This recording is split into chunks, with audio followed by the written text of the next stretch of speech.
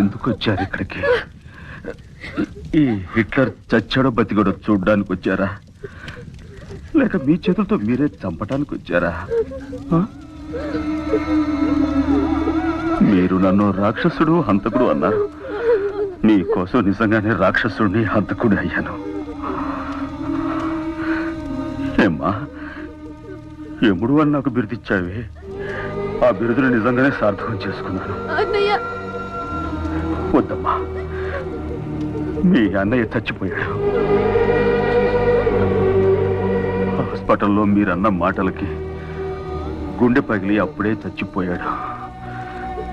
మీ అన్నయ్య నిర్దోషి అని మీకు చెప్పడానికి మాత్రమే మిగులున్న శవాన్ని నేను. అలా మాట్లాడుతున్నయ్యా. చిన్నప్పటి నుంచి ఈ చేత్తో నీకు బొట్టు దిద్దిన వాడిని. నీ నుదుట బొట్టు నేను చెరిపేస్తానా?